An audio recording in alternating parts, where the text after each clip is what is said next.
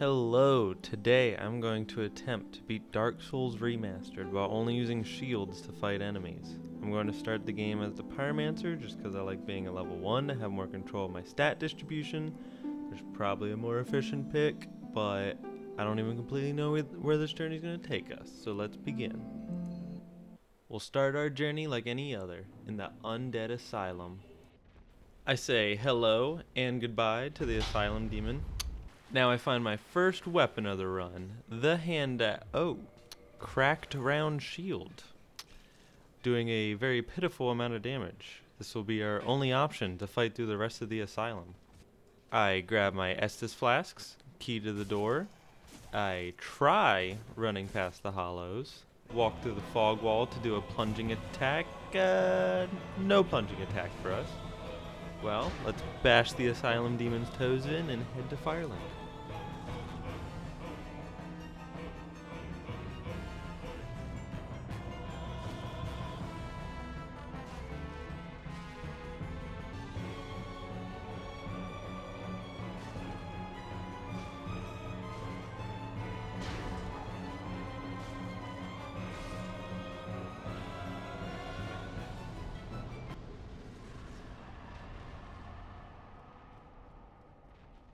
Now that we've escaped the asylum, let's grab all the free goodies lying around.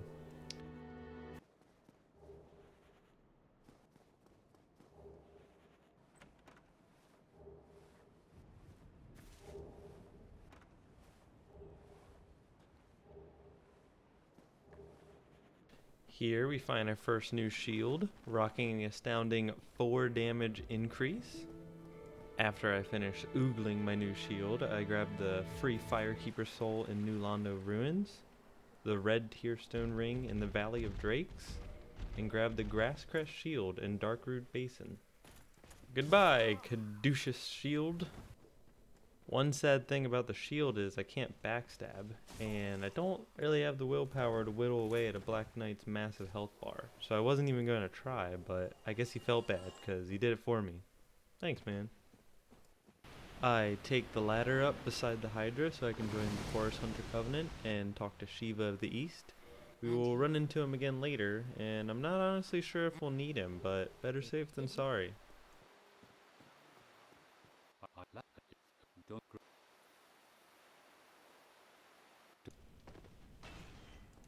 I finally make my way officially into the Undead Burg, where I can really put my skills to the test against the Taurus Demon.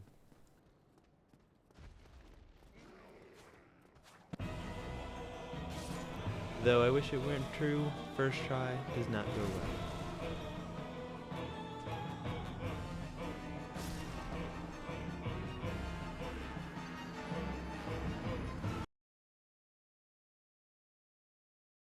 On our way back, I forgot to turn the game volume back up while recording, which I apologize for. But after this sad, quiet walk back, I return to face the Taurus Demon, where again, I die.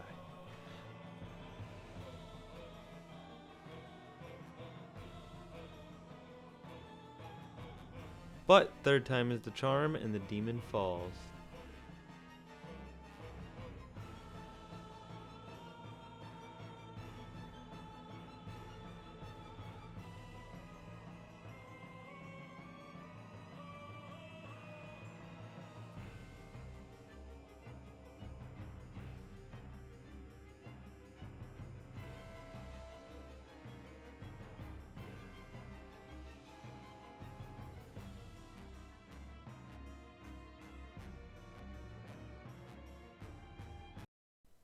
I see our favorite warrior of sunlight, Solaire, and wait, doesn't he have a unique shield? Maybe I'll circle back later and ask him about it. When crossing the bridge, you may notice there's no dragon. The reason being, we never went through the Undead Burg we were first supposed to see him, so the game doesn't load him here.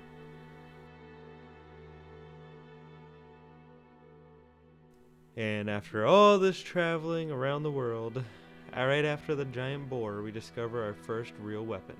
We'll be using for a while, the Knight's Shield. Does about 70 damage off rip, and when we get to Andre, we will upgrade it to +5.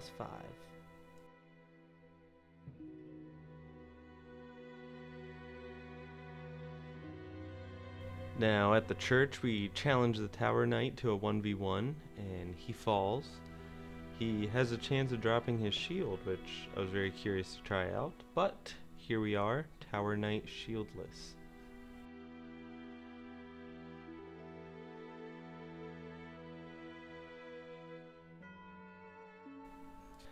Before going toe-to-toe with the gargoyles, we free Laurentius and pay him a visit back at Firelink Shrine. Apparently he's going on vacation. Hopefully we see him next fall. With our FAP ring in hand, I properly go through Undeadburg and play cleanup, grabbing all the items I missed previously.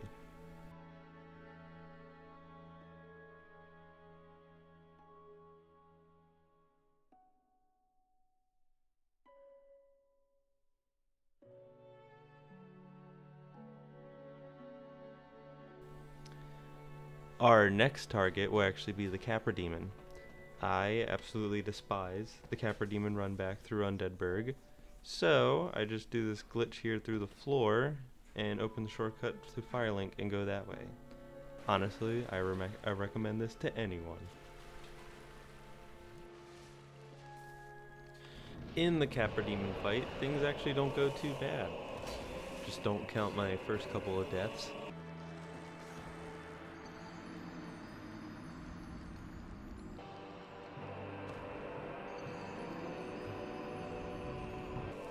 But aside from lacking heavily in the damage department, shields can really trivialize this fight. The Knight Shield blocks 100% of physical damage, so as long as I manage my stamina, choose the right windows to attack, victory is yet again achieved.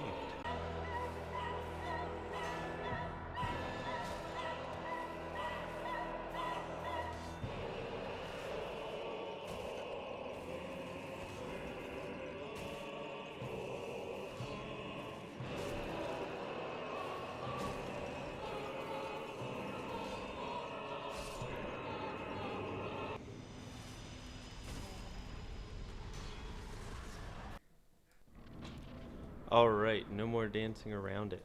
Let's face the gargoyles. This is the time where I'm gonna mention, this is all my second attempt on this run.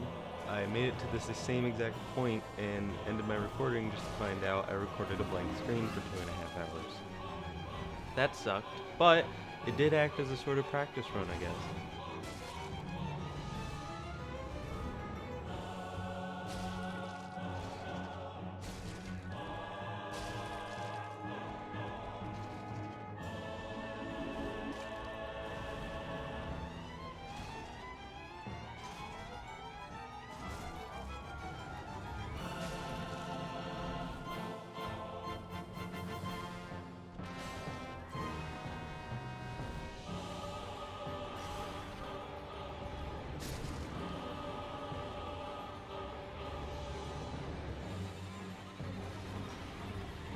This fight wasn't so bad either. It just took forever waiting for windows to attack. However, with enough shield bashing, no enemy stands a chance, and our reward is the ringing of the first bell.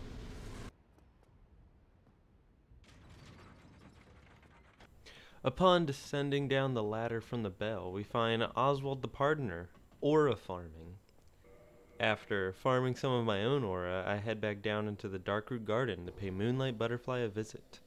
On the way, I stopped to play Minecraft for a nice relaxing minute, mainly because that's how long it takes to defeat a stationary enemy.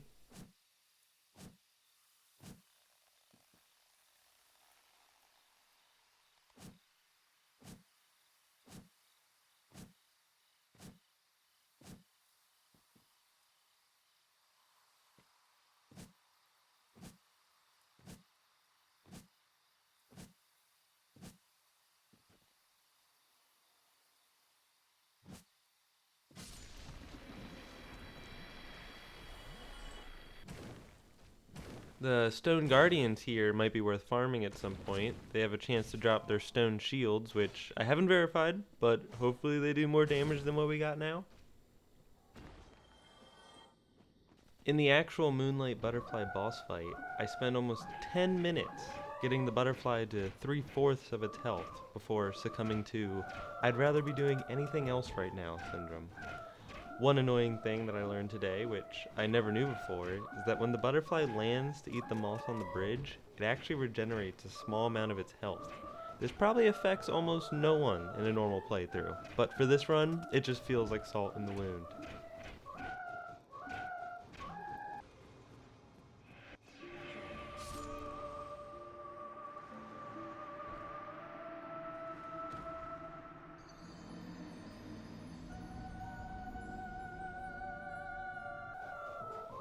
Upset tangent aside, not knowing what possessed me, I decide, hey, even though I barely tickled Moonlight Butterfly, what if I run the whole way through Darkroot Basin, run past the Hydra, climb up the largest ladder known to man to fight Sif?